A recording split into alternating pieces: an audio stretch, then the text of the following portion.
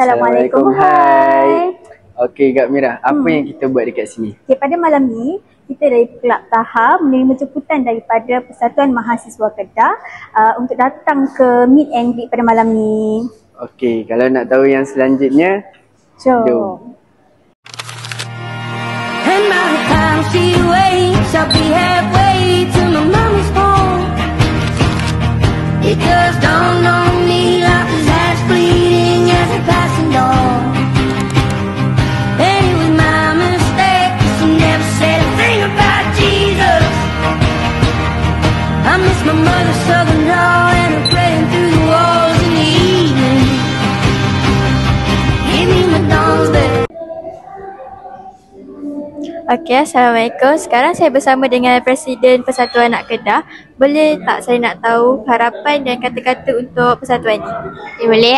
Sebelum tu saya perkenalkan diri dulu lah. Nama saya Nur Masuri selaku Presiden Mahasiswa Kedah Universiti Sultan Azlan Shah sesi 2526. Okey, harapan saya untuk Persatuan Mahasiswa Kedah ni sangatlah banyak.